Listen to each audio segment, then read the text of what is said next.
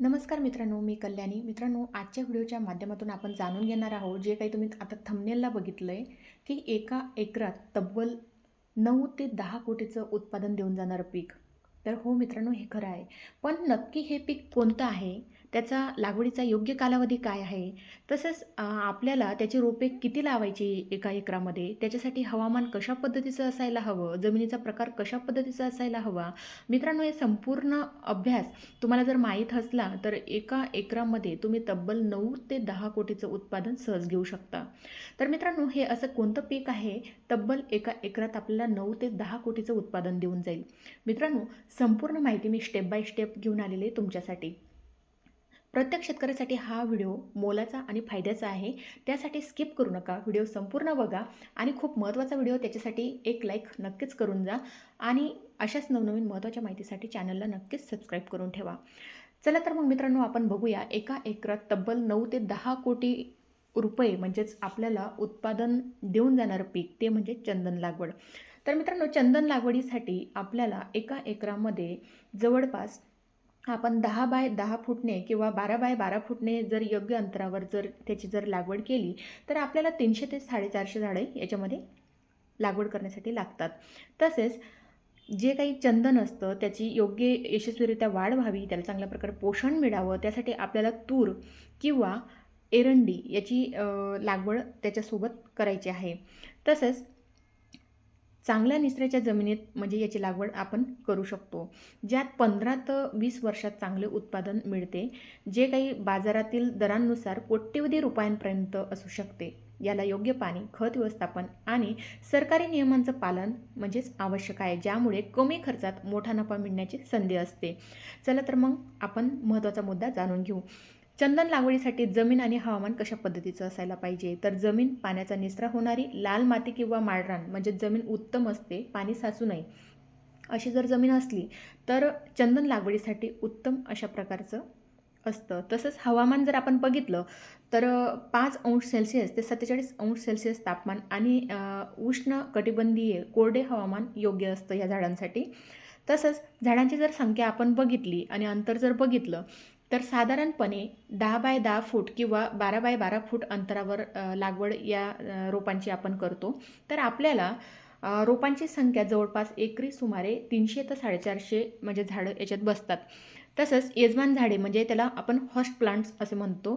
चंदन हे अर्धपरजीवी असल्यामुळे त्याला पोषक तत्वासाठी यजमान झाडांची गरज असते. यासाठी आपण तूर किंवा लाल चणे किंवा जे काही आपण त्याला एरंडी म्हणतो, तर त्याची लागवड आपण चंदनाच्या प्रत्येक झाडासाठी म्हणजे करू शकतो.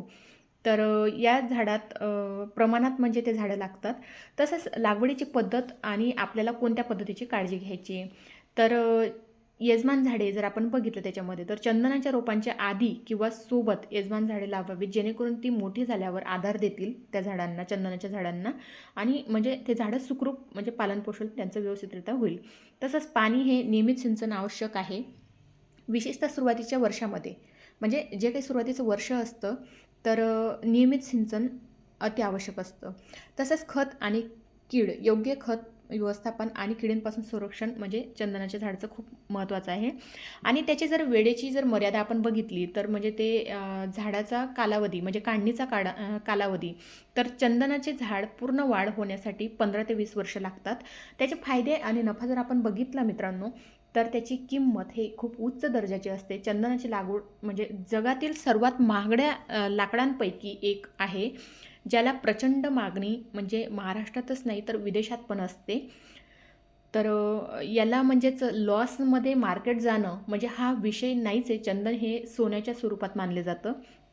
तसेच उत्पन्न जर आपण बघितलं तर परिपक्व झाडाच्या एका खोडातून म्हणजे हार्डवूड म्हणतो आपण त्याला, जवळपास 10 ते 15 किलो त्याहून अधिक म्हणजे लाकूड त्याच्यापासून म्हणजे जो काही गाभा असतो लाकडाचा त्याची जास्त मिळण्याची शक्यता असते.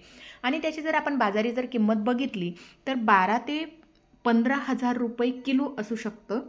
तर मोठा नफा म्हणजे योग्य नियोजन आणि देखभाल केल्यास एका एकरातून कोट्यवधी रुपयांपर्यंतचा नफा मिळू शकतो. तर हो मित्रांनो, एकरी आपण जर 450 झाडांचं जर आपण जर अंदाज काढला जवळपास तर आपल्याला म्हणजे छानपैकी 12 ते 15 किलो एका झाडापासून. तर पूर्ण जर आपण गणित काढलं तर आपल्याला 9 ते 10 कोटीचं उत्पादन म्हणजे चंदनाच्या लागवडीतून मिळू शकतं. तसेच मित्रांनो, इतर उत्पन्न यजमान झाडांपासून देखील म्हणजे चांगल्या प्रकारे आपल्याला उत्पादन मिळतं. तसंच म्हणजे आपण त्याच्या आधारासाठी जे काही झाडं लावलेले असतात, जे काही एरंडचे असतील किंवा तुरीचे असतील किंवा यजमानची झाडं असतील, तर त्याचं पण आपल्याला म्हणजे चांगल्या प्रकारे बेनिफिट होतो. ते पण आपलं म्हणजे दुसरं साईड उत्पादन म्हणजे येऊन जातं. तर कायदेशीर बाबी जर आपण याच्यात जर बघितल्या मित्रांनो, तर चंदन लागवडीसाठी सरकारी नियमांची माहिती घेणं गरजेचं आहे आणि पीक नोंदणी करणं आवश्यक असतं. कारण हे एक सुरक्षित पीक आहे. तर त्याच्यासाठी नोंदणी करणं खूप महत्त्वाचं असतं याच्यासाठी. तर मित्रांनो, खूप चांगल्या प्रकारे रेकॉर्ड ब्रेक असं म्हणजेच नफा देऊन जाणारं हे पीक आहे. तर आपण चंदनाच्या शेतीतून, चंदनाच्या लागवडीतून आपण चांगल्या प्रकारे कोट्यवधी रुपये फक्त एका एकरातून कमवू शकतो.